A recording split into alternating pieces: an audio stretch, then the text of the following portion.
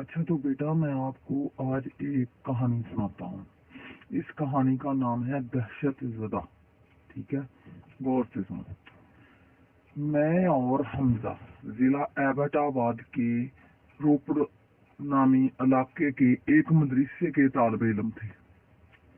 हमारे लिए ये इलाका बिल्कुल नया था। मीरपुर से सिर्फ मैं और हमजा ही यहाँ अजनबी थे, बाकी तमाम तुलबा मुकामी थे। कारी साहब ने मदरसे के एक गोशे में हमें एक कमरे की जगह दे दी। ये पहाड़ी इलाका था, पहाड़ों पर ऊंचे ऊंचे और घने घने दरख्त थे। करीब ही एक घना जंगल भी था। हमने सुन रखा था कि यहाँ रातों को अक्सर रीछ और बब्बर शेर जंगल से निकलकर आबादी का रुख करते हैं।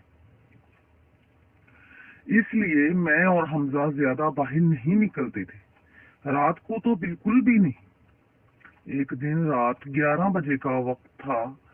मैं और हमजा कमरे में बैठे अखबार का मुताला कर रहे थे।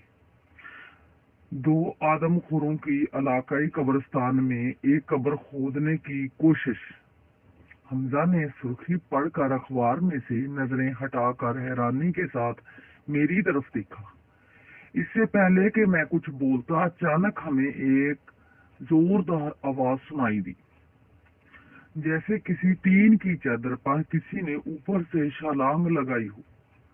हम दोनों बहुत घबरा गए थे। ये कैसी आवाज थी? हमजा ने सहमते हुए मुझसे पूछा।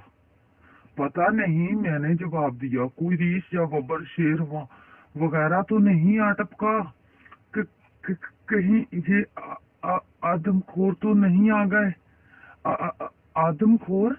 डर के मारे हमजा की आवाज लड़खड़ा गई और जोर जोर से विर्द शुरू कर दिया। जल तू जलाल तू, साहिबे कमाल तू, आई बुला टाल तू। कोई नहीं, ये डरो मत।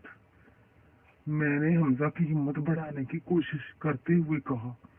कोई बिल्ली होगी जिसकी वजह से बावर्ची खाने की छत पर छलांग लगाई उसने। छत लोहे की चादर की है ना? अंदर ही अंदर मैं खुद भी बहुत खौफजदा था, क्योंकि हम यहाँ अजनबी थे।